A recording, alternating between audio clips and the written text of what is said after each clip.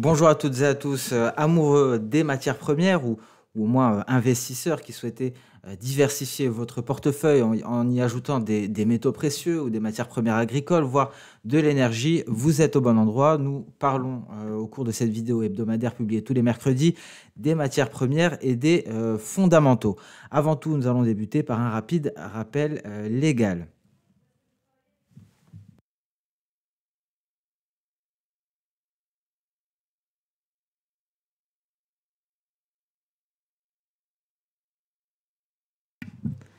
Nous pouvons enchaîner avec le sommaire. Alors tout d'abord, veuillez m'excuser. Aujourd'hui, ça va être un peu plus long que d'habitude. J'ai beaucoup de choses à vous dire et donc je n'ai pas pu réduire le nombre de slides. Donc on va tout faire, on va tout voir ensemble. J'ai même ajouté une paire de devises. Je pense qu'il serait judicieux chaque mercredi d'ajouter une devise qui est liée aux matières premières. Aujourd'hui, c'est le NSD-USD. La prochaine fois, ça pourrait être l'USD4, voire l'Euronox, c'est-à-dire toutes ces devises qui sont liées aux matières premières. Alors, pour ceux qui ne sont pas intéressés, par exemple, par le pétrole, parce que je sais que je vous parle du pétrole chaque semaine, si vous n'êtes pas intéressé, ça peut être un peu ennuyeux, mais c'est très important, pas seulement parce que cette matière première me fascine, mais parce que nous sommes dans une semaine cruciale. Nous sommes à la veille de la réunion des pays membres de l'OPEP+, et donc ce sera décisif pour l'avenir du pétrole. Cependant, si ça vous intéresse pas, je peux comprendre. Et en descriptif de cette vidéo, il y aura la possibilité de passer d'un actif à l'autre en un seul clic. Donc voilà, par exemple, si vous souhaitez prendre connaissance des données uniquement concernant le blé, vous pourrez passer directement au blé. Ceci étant dit, voici le sommaire. Pétrole, pas seulement WTI, bien entendu, on va parler du Brent également. On va parler du métal rouge, le cuivre. On va parler concernant les matières premières agricoles, du cacao et du blé. Et on va terminer par cette petite parenthèse sur le marché des changes, par le NZD-USD. Alors pour nos clients, vous savez de quoi je vous ai parlé. Je vous ai écrit un article ce matin à ce sujet. J'ai trouvé plutôt intéressant de l'ajouter à cette vidéo. Ça a du sens, hein, ça parle matières premières, sauf que on s'intéresse aux matières premières, mais c'est pour anticiper les mouvements sur une paire de devises, ce qui ne peut qu'enrichir cette émission hebdomadaire. Avant de commencer, nous allons parler de ces prévisions de cours de Goldman Sachs pour les matières premières, très intéressant. N'hésitez pas d'ailleurs à faire une capture d'écran et à le garder de côté. On voit les prévisions sur plus d'un an.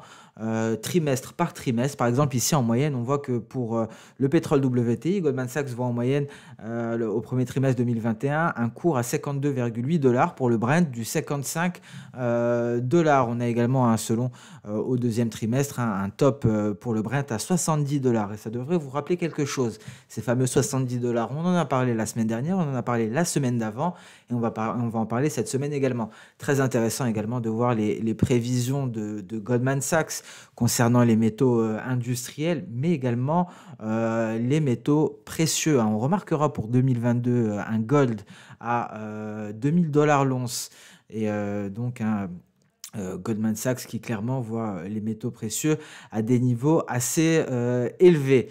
Et un silver qui arrive à s'éloigner des 26 $, aux alentours des 30 $. Mais on ne va pas parler de métaux précieux aujourd'hui, mais vous pouvez garder ce tableau des différentes prévisions de Goldman Sachs pour les matières premières.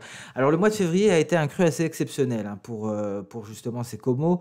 On n'a pas connu de mois aussi haussier pour les matières premières depuis plus de 10 ans. Donc un mois exceptionnel, peut-être même une année exceptionnelle. On a déjà parlé du super cycle il y a 2 à 3 semaines de cela, mais prudence tout de même, hein. Il y a un élément qui vient nous alerter. Il faut savoir que les matières premières sont corrélées, si je puis dire, avec l'impulsion du crédit en Chine. Et il y a donc un décalage entre les deux. Le crédit, il y a un décalage de 12 mois environ. Le crédit, ça va dépendre des matières premières, mais d'une manière générale, c'est 12 mois. On voit un repli ici de l'impulsion du crédit en Chine. Est-ce que c'est un des premiers signes précurseurs d'un éventuel repli des matières premières pour l'année 2022? Prudence, en tout cas, c'est un indicateur qu'on va garder sous étroite surveillance. Et on va en parler, on va faire un parallèle avec l'impulsion du crédit en Chine et le copper, le cuivre, le métal rouge. Ce sera tout à l'heure, hein. Il faut savoir que la Chine importe énormément de métal rouge, et donc cette corrélation est très importante entre l'impulsion du crédit en Chine et le copper. Alors on passe à présent, parlons peu, parlons bien, on passe, dans le vif du sujet. On va aborder le pétrole et les différents points. Il faut savoir qu'il y a eu un repli, hein, du pétrole. À très court terme, c'était une épaule tête épaule, nous l'avons vu en Good Morning Market et c'est juste avant justement cette réunion de l'OPEP+ concernant les prochaines réductions de production. Le problème, c'est qu'il y a une mésentente entre l'Arabie Saoudite et la Russie. L'Arabie Saoudite qui souhaiterait un redémarrage progressif de la production. La Russie veut un rétablissement de la production beaucoup plus rapide. On notera également cette déclaration de Nasser, PDG de Saudi Aramco, hein, l'entreprise qui exploite le pétrole en Arabie Saoudite.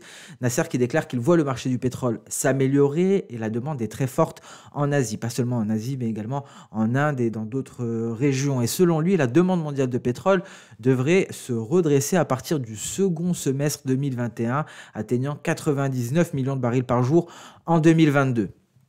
Alors à noter également que la réduction de l'OPEP+ en mars devrait être de 7,05 millions de barils par jour. En février, on était à 7,125 millions de barils par jour.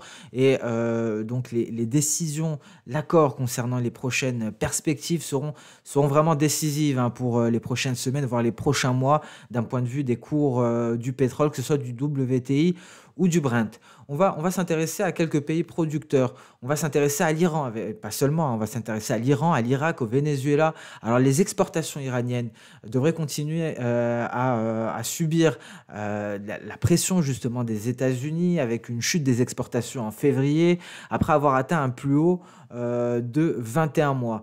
Les importations vénézuéliennes, quant à elles, sont tombées en dessous de 0,5 million de barils par jour, soit presque 2 fois moins qu'il y a un an. Et on va détailler cette situation au Venezuela. On va également brièvement aborder la situation de la production irakienne.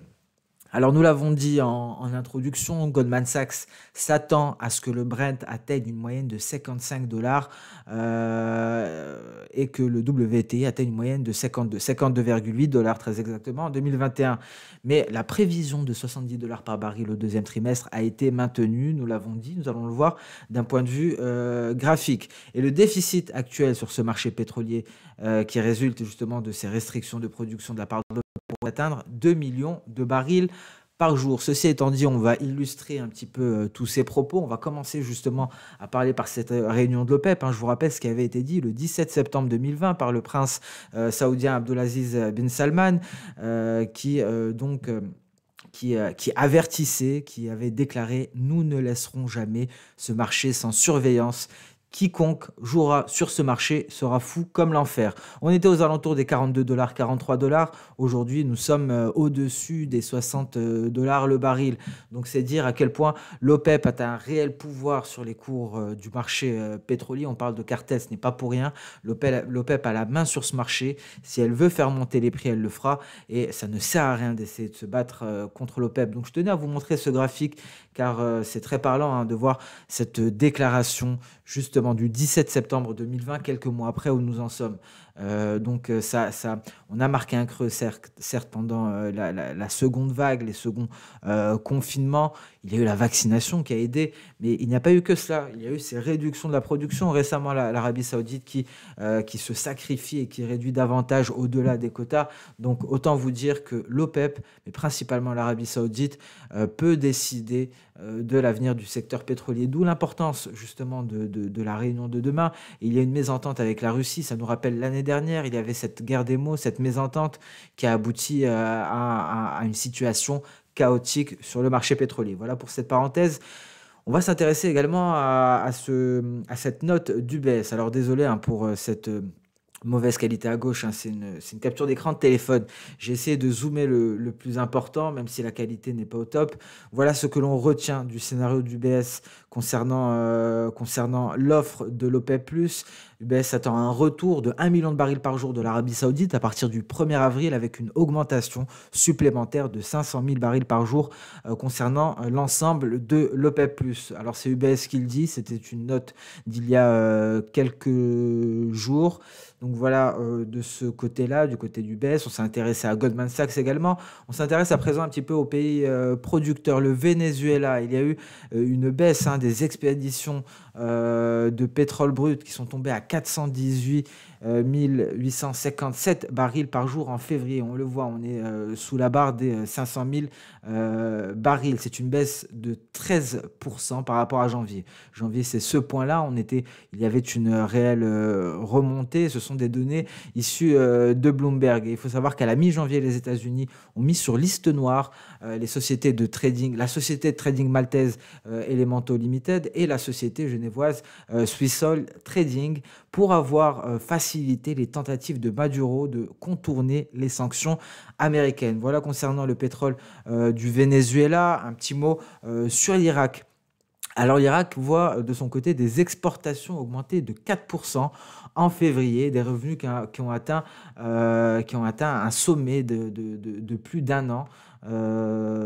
Et cela justement, ça pourrait mettre la puce à l'oreille à l'OPEP, ça pourrait attirer son attention. L'Irak qui profite pleinement avec des cours qui sont de plus en plus avantageux et cela se traduit directement sur ses revenus pendant que d'autres pays sont en train de se restreindre et c'est ce qui embête justement la Russie qui voudrait vraiment accélérer la production pour profiter de ces cours avantageux du pétrole brut. Je vous rappelle que la vente de pétrole est très importante pour le budget russe, pas autant que pour le budget saoudien qui est principalement basé là-dessus.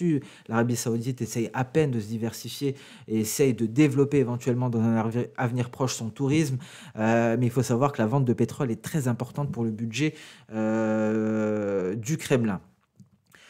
Alors on va parler de la vague de froid, c'est un graphique assez frappant, il y a eu des pannes de courant, souvenez-vous, au Texas, et ça a entraîné une baisse de 2,4 millions de barils par jour des raffineries sur la côte du golfe du Mexique pour la semaine se terminant au 19 février.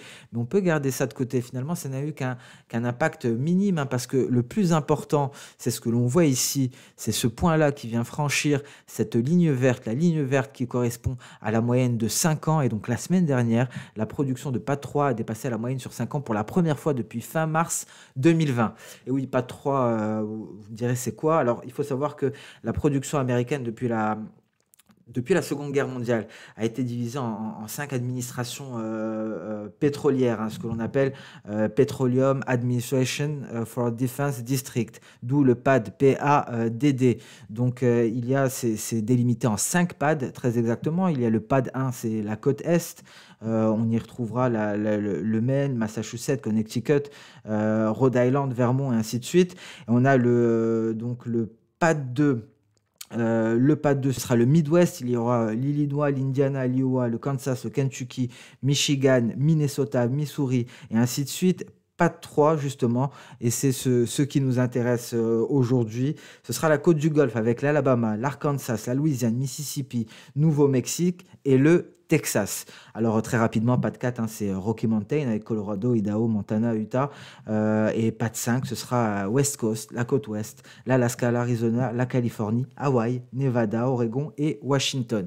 Donc voilà concernant ici la production de PAD 3 qui vient dépasser la moyenne sur 5 ans. Cette moyenne sur 5 ans, on la retrouve ici en vert et on retrouve le point bas ici et le point haut. On est habitué, pour ceux qui suivent cette vidéo, à ce genre de graphique avec des bornes supérieures et au milieu une médiane qui correspond à la moyenne sur 5 ans. Voilà pour concernant la production de PAD 3 suite à cette vague de froid. On va s'intéresser à présent au Brent d'un point de vue technique. Tout d'abord, une vue d'ensemble, une vue de loin.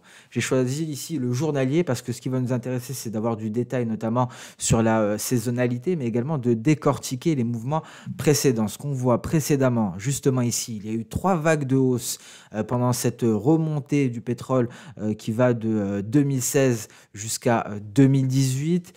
Chaque vague de hausse que l'on retrouvera dans un petit carré à un range, à une amplitude de 25 $, en moyenne, et a été suivi d'une baisse que l'on retrouve ici dans les petits carrés, une baisse qui va de 10 à 12 $.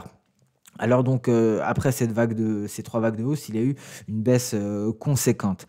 Alors ce qu'il faut savoir, c'est qu'on peut constater une construction haussière similaire à l'heure actuelle. Alors on le voit, donc ça marche de la même manière. On a des grands carrés avec les impulsions globales et donc des petits carrés pour les légers retracements. Et donc un schéma qui semble similaire est en train de se construire actuellement. On est peut-être sur la période de retracement de la seconde vague haussière.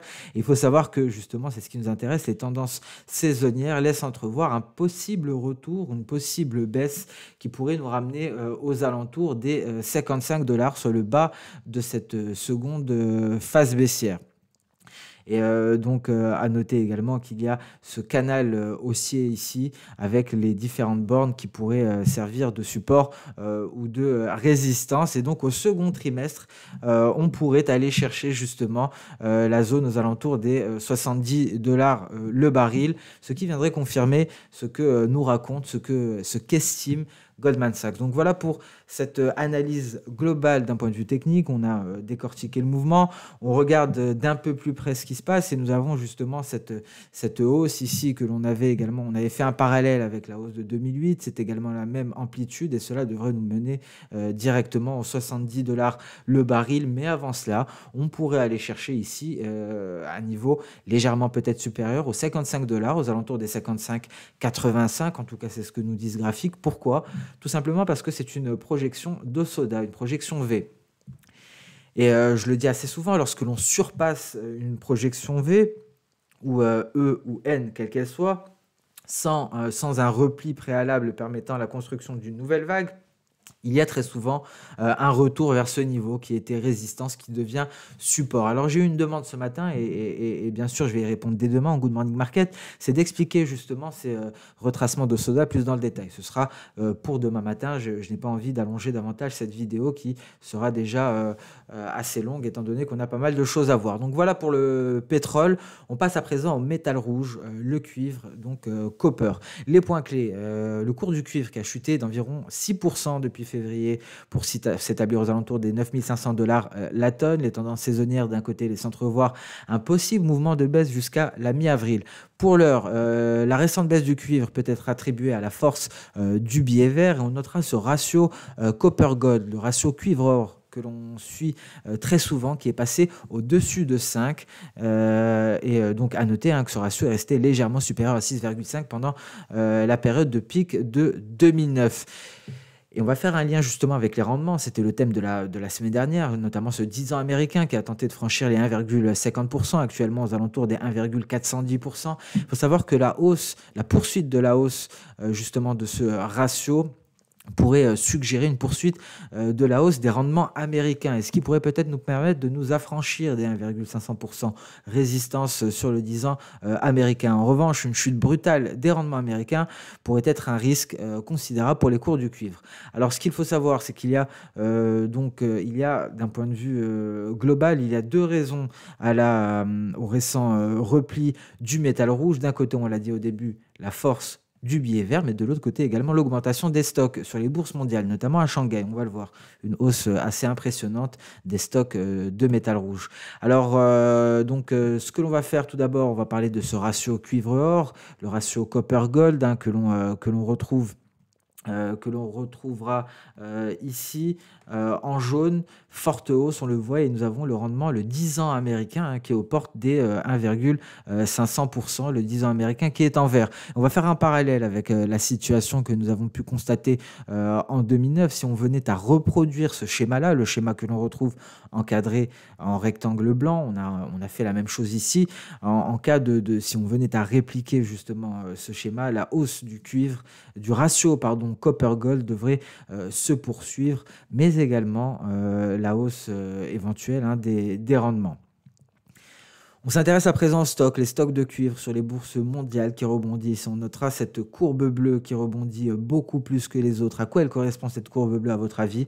C'est tout simplement ici les stocks de copper, les stocks disponibles pour livraison à Shanghai. Une nette hausse des stocks de cuivre sur les bourses mondiales, mais principalement à Shanghai. D'un point de vue graphique, ce qui va nous intéresser le plus sur ce graphique, après on va faire un petit zoom en intraday, en données H4, ce qui va nous intéresser, c'est principalement la saisonnalité. Visiblement, on pourrait assister à un repli très prochainement qui pourrait nous entraîner aux alentours des 7 500 $ la tonne. Et on le voit, les tendances saisonnières l'affirment, on pourrait atteindre un creux de court terme et on pourrait trouver ici un support au niveau de la moyenne mobile à 50 périodes que l'on peut retrouver en données journalières, mais également la limite limite inférieure du canal ascendant. Il y a un canal ascendant, il faudrait étendre ici cette limite inférieure pour trouver un éventuel support de court terme, et donc les 7500 $ pourraient être la cible. En intraday, c'est encore plus beau que cela, et là on va parler un petit peu Ishimoku, c'est en H1, pardon, je vous ai dit H4. Je vous parle depuis quelques jours de cette fameuse probable figure en épaule, tête-épaule. On retrouve une épaule ici, la tête, et on retrouve la seconde épaule à ce niveau. Une épaule qui a été construite grâce à ce refus de sortir du nuage par le haut, hein. C'est une capture d'écran qui date d'il y a 30 minutes. Ce qui est intéressant, deux choses. Pourquoi on a réussi à construire cette épaule? Pourquoi on n'est pas sorti par le haut de ce nuage, justement? Il y avait une forte SSB, on a réussi à clôturer au-dessus. La réponse se trouve ici. La lagging span a refusé de franchir notre Kijun. C'est pour cela qu'Ishimoku nous donne un signal par la sortie du nuage par le haut, mais nous propose, nous force à attendre la validation du signal par la lagging span qui doit avoir le champ libre. Ici, si on se serait fié qu'à la sortie du nuage par le haut, on aurait acheté, et déception, stop loss atteint directement parce que les cours réintègrent notre nuage. Il n'y avait pas eu de validation. La lagging span a refusé de s'affranchir de la Kijun, et ça devient très intéressant parce que justement ce refus de la lagging span de franchir la Kijun nous permet de construire une dernière épaule. On avait pensé à une épaule à ce niveau-là, mais finalement elle était beaucoup plus haute que cela. Elle a été délimitée par notre nuage et on est en train de s'attaquer à la Kijun. Donc on passe d'un signal d'achat qui n'a pas été validé à un probable signal de vente, car on sort du nuage par le bas et en plus de cela on est en train de franchir la Kijun. Mais à noter également que la lagging span s'attaque à un obstacle et ce sont les cours alors excusez-moi, je reviens, elle pourrait très bientôt sortir du nuage par le bas et donc valider le signal. Mais on pourrait être encore plus prudent et attendre un franchissement de la ligne de coup, de cette ligne en pointillé, et là on pourrait aller chercher, se rapprocher des 8400 $ la tonne, ce qui permettrait de combler davantage ce gap ici, il me semble le gap du 18 février. Alors cela rejoindrait le scénario journalier, après on pourrait par la suite aller chercher cette fameuse moyenne mobile à 50 périodes, voir la borne inférieure du canal haussier, nous en avons parlé juste avant. Voilà pour la configuration technique. On termine avec l'impulsion du crédit en Chine et on le voit, l'impulsion du crédit, la hausse de l'impulsion du crédit en Chine avait permis au cours du copper de gagner du terrain, mais à présent cette expansion du crédit en Chine est en train de faiblir clairement, et ça se ralentit et ça commence à différer de ce que l'on avait constaté en 2010-2011. Souvenez-vous, on avait fait un parallèle par rapport à 2010-2011, on disait qu'on pourrait reproduire éventuellement ce scénario. Et ben on est en train de s'en écarter petit à petit, hein. On n'est pas allé aussi haut concernant l'expansion du crédit en Chine, et donc prudence. Seule une reprise de cette impulsion du crédit en Chine pourrait donc être un nouvel élément positif pour le métal rouge. Je vous rappelle, hein, je vous invite à regarder à nouveau les estimations de Goldman Sachs. Goldman Sachs voit le métal rouge en nette hausse, hein, pour cette année 2021. On passe à présent au cacao, le cacao que l'on aborde pour la troisième fois. La première fois, on avait clairement détaillé ce marché, on avait parlé des producteurs, on avait parlé des broyeurs en Amérique du Nord, les broyeurs de cacao, on avait parlé de l'OPEP du cacao, la seconde fois, on avait dit que l'on était haussier, on avait avancé des arguments. Alors on continue dans le sillage des dernières émissions concernant le cacao. Nous avons un bond considérable qui s'est effectué la semaine dernière et on teste actuellement la limite supérieure du range qui est aux alentours des 2700 $ la tonne. Il faut noter que le contrat qui expire en mars est 100 $ au-dessus, ce qui laisse entrevoir une forte hausse de la demande de cacao à court terme.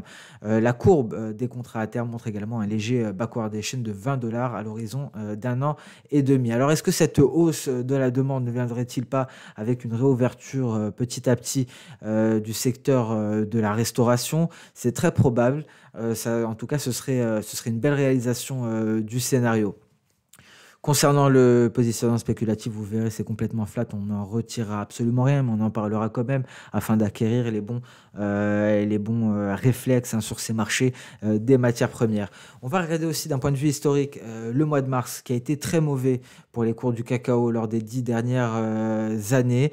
Mais il y a eu toutefois 3 mois de mars qui ont pesé énormément sur la moyenne, dont celui de l'année dernière. Et donc avec la propagation de la pandémie de coronavirus, on verra qu'à l'inverse, le mois d'avril est un très bon mois pour le cacao et on le voit immédiatement. Alors, nous avons ici notre mois de mars, hein, on le voit, c'est un mois qui est habituellement baissier. Nous avons 3 années hein, qui pèsent principalement et qui pèsent très très lourd justement. C'est le mois de mars 2011, le mois de mars 2015 et bien entendu le mois de mars 2020. Cela vient peser hein, sur la moyenne des 10 dernières années. Le mois de mars qui donc en moyenne est très mauvais pour le cacao, quand le mois d'avril, hein, quant à lui, est très bon. Il me semble que c'est le meilleur mois pour le cacao. C'est bien le mois d'avril, en tout cas si on se base sur les 10 dernières années. On s'intéresse rapidement aux techniques. Alors à présent, ce qu'il faut voir, c'est que nous sommes dans un canal haussier. On est en train d'approcher d'une forte zone de résistance. Nous avons comme première cible les 2700 dollars et nous avons par la suite les 2900 dollars. Et on va le voir sur le graphique en journalier, hein, le graphique qui va suivre. En revanche, hein, si on venait à se replier, on pourrait aller chercher la borne inférieure de ce canal haussier. On zoome un petit peu. Nous sommes en hebdomadaire. On passe à présent en journalier et on ajoute Ichimoku parce que finalement aujourd'hui on va pas mal parler de la lagging span que l'on appelle également la Shiku span. Ici on le voit, ce beau test de la borne inférieure et ici c'est carrément un cas d'école. On a une traversée du nuage par un twist, une faiblesse de nuage. Alors certes, hein, alors excusez-moi je reviens, voilà. Le twist est plus ici, mais ici c'est quand même une faiblesse de nuage parce que le twist c'est le croisement de la SSA et de la SSB. Donc un très beau signal d'achat et j'attire votre attention sur ce petit rectangle bleu, signal d'achat qui a été confirmé. La lagging span sort du nuage, la lagging span a tout franchi sur son passage, le nuage, les prix, la Kijun, la Tenkan, et elle sort par le haut. Donc un très beau signal d'achat Ichimoku, et donc on pourra aller chercher les 2680, voire les 2700 dollars qui correspondent à ce précédent sommet, et comme ultime objectif, les 2900. Voilà pour le cacao, un scénario qui se réalise. Le cacao, nous nous sommes intéressés il y a 3 semaines ou 4 et ce scénario se réalise peu à peu. Il me semble que lorsqu'on en parlait, nous étions à l'intérieur du nuage hein, peut-être et entre-temps nous avons tapé la borne inférieure et nous repartons à la hausse. On passe à présent au blé. Le blé qui retiendra également aujourd'hui notre attention, donc deux matières premières agricoles. Pour aujourd'hui, les points clés, on a eu une volatilité beaucoup moins importante hein, concernant le blé par rapport au maïs ou au soja, des cours du blé qui ne réagissent pas comme lors des années 2017 et la période 2010-2011, des fondamentaux d'un point de vue global qui restent négatifs, des données de positionnement qui ne montrent pas de pression ni de la part des acheteurs ni de celle des vendeurs. On est flat également ici, on va le voir. Mais à noter que si certains coûts continuent à augmenter, notamment ceux du pétrole et des cultures de substitution, cela pourrait donner davantage de carburant pour les cours du blé. Concernant le marché à terme, on a un léger backwardation à l'horizon, à horizon 1 an et demi. On passe d'abord à ces différentes données. Donc, 3 graphiques. Tout d'abord, les stocks finaux, qu'on appelle ici en anglais ending stock. Ce que l'on remarque, c'est que ces stocks finaux sont en train de diminuer. Alors, petite précision, ici l'échelle est inversée, donc on a l'impression on rebondit, mais un rebond veut dire donc une baisse, hein, car ici on était légèrement au-dessus du niveau à 32, et donc le fait que l'on rebondisse, on est en train de diminuer. Donc des ending stocks, des stocks finaux qui se replient, un écart entre la production et la consommation, c'est ce qu'on appelle le spread production-consommation, c'est-à-dire la différence entre les deux, qui est en train de s'approcher de l'équilibre. On s'approche de zéro. On était en négatif, en positif, ce qui veut dire que la production moins la consommation donnait quelque chose de positif, donc on produisait plus que l'on ne consommait. On est en train de s'approcher actuellement de l'équilibre. Encore une fois, ici, l'échelle est inversée, hein. Plus on baisse, plus ça augmente, plus on monte, plus ça diminue. D'ailleurs, nous avons zéro ici. Après, on passe en négatif. Dernier graphique, les stocks to use, les stocks à utiliser restent à des niveaux très élevés hein, par rapport à la situation historique. Encore un axe désordonné hein, qui est inversé.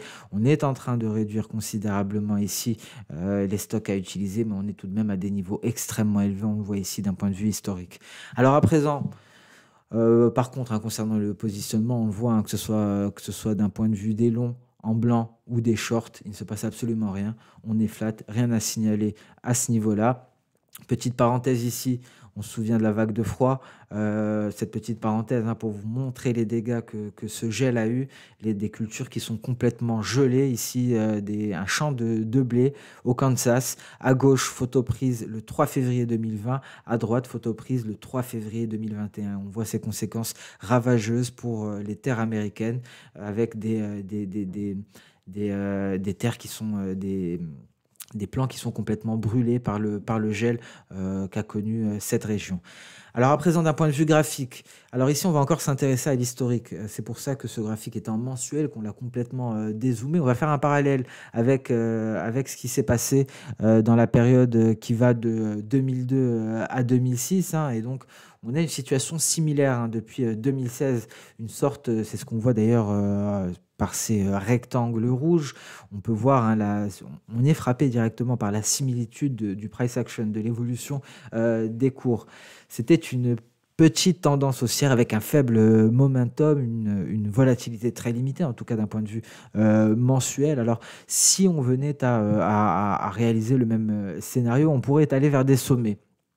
Comme précédemment, on avait atteint des sommets. Si ce scénario venait à se répéter, on pourrait aller chercher justement ces sommets. Mais avant cela, on le voit ici, il y a eu un repli.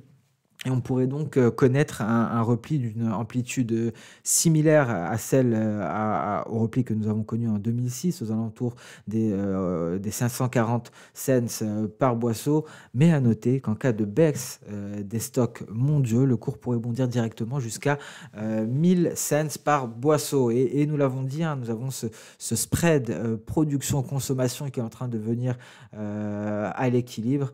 Alors qu'avant on produisait plus que ce que l'on ne consommait. Donc voilà pour cette vue globale en mensuel. On va s'intéresser à présent ici d'un point de vue H4.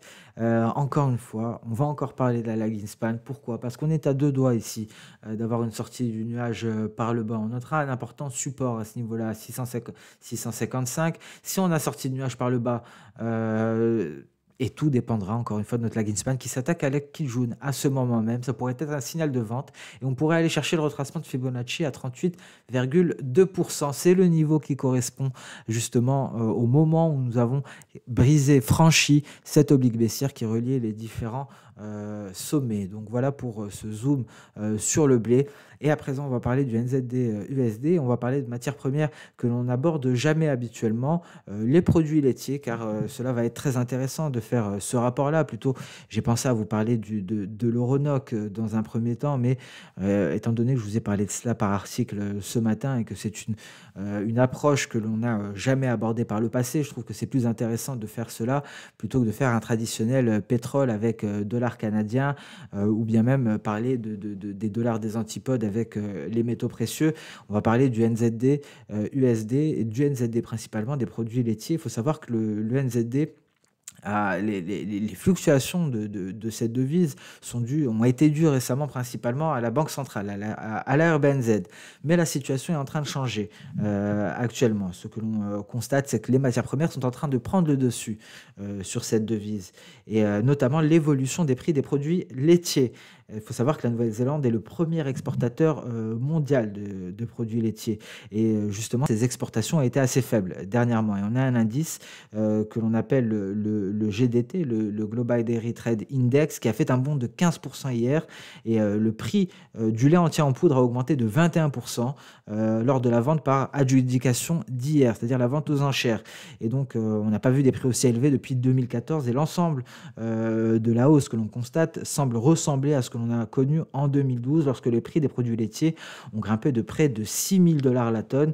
Et à ce moment-là, hein, le kiwi, le NZD-USD, est passé de 0,75 à 0,85 pour la période allant de 2012 à 2013. Et donc, hein, on va le voir, on a encore une certaine marge de manœuvre pour le NZD-USD. On le voit, cette flambée des produits laitiers, hein, à des niveaux que l'on n'avait pas connus depuis l'année 2014, a été assez spectaculaire. Et donc cette hausse, cette configuration vient nous rappeler ce que l'on a connu justement en 2012, ici avec cette flambée des produits laitiers qui avait donc entraîné le kiwi, le NZD-USD à la hausse. On notera également, hein, que justement, c'est beaucoup plus dynamique hein, que le marché des changes actuellement et que cette prochaine vente aux enchères des produits laitiers attirera nettement l'attention. On pourra avoir une progression du NZD juste avant la prochaine adjudication, la prochaine vente aux enchères. Et donc, justement, cela pourrait créer une certaine volatilité sur le NZD-USD. On va très certainement en parler très prochainement parce que on n'est pas habitué à aborder ce genre de sujet. Lorsqu'on parle des dollars des antipodes, d'un point de vue matière première, on parle plus des métaux précieux, mais il est important également de noter les produits laitiers. Malheureusement, on ne les code pas chez XTB, mais on peut tout de même en profiter de par le NZD-USD. Et d'un point de vue technique, on est en train de tester une zone de résistance majeure. Ça correspond justement au sommet de 2016-2017. Étant donné que la matière première continue de gagner du terrain, la hausse du NZD-USD pourrait se renforcer. Et si jamais on franchissait cette résistance, ça serait le cas. Mais que nous dit Ishimoku? Alors là, c'est très intéressant également. On a une sortie du nuage par le haut, mais une lagging span qui intègre à peine le nuage. Donc il faudrait qu'elle en sorte par le haut pour valider ce signal. Attention, j'attire votre attention, nous sommes en mensuel. Hein, donc nous avons une importante zone de résistance. On la voit, ce sont les 0,75 400. C'est un palier de SSB. Et si les cours franchissent et arrivent à clôturer au-dessus de cette résistance, la lagging span sortira et cela validera notre signal d'achat. Pourquoi? S'il clôturait en mensuel. Parce que tout simplement, la lagging span, ça représente les cours à la clôture dans le passé, 26 périodes dans le passé, donc 26 mois dans le passé. Et donc, une clôture mensuelle au-dessus des 0,75 400 serait un signal d'achat. Et donc, cela pourrait donc permettre une nouvelle hausse du NZD-USD. On pourrait aller chercher les 0,85 comme précédemment suite à la hausse des produits laitiers. Et donc c'est sur ce que nous allons mettre un terme à cette vidéo matières premières et fondamentaux, un peu plus longue que d'habitude. Je voulais vous parler de tout cela dans le détail. Et donc voilà, donc j'ai pris le soin d'énumérer tout ce qui me tenait à cœur. Si vous avez des questions, n'hésitez pas à les poser en commentaire. Bien entendu, je me ferai une joie d'y répondre. Et donc on se donne rendez-vous pour la semaine prochaine. Hein. J'essaierai peut-être de faire moins long, mais je pense que lorsque c'est nécessaire, notamment pour le pétrole, hein, j'étais forcé d'aller aussi loin que ça, surtout à la veille de la réunion des pays membres de l'OPEP+. Je pense que ça ne fait pas de mal. Mais donc, dans tous les cas, je fractionne la vidéo selon les différents produits, différentes matières premières que nous avons abordées. Ça permettra d'aller beaucoup plus vite. Merci à toutes et à tous pour votre fidélité. Merci, chers passionnés de matières premières. Je vous donne rendez-vous la semaine prochaine. On parlera encore une fois de matières premières et fondamentaux. Sinon, avant cela, on se retrouve dès demain matin pour le prochain Good Morning Market. Très bonne fin de séance de trading et un grand merci pour votre fidélité. Au revoir.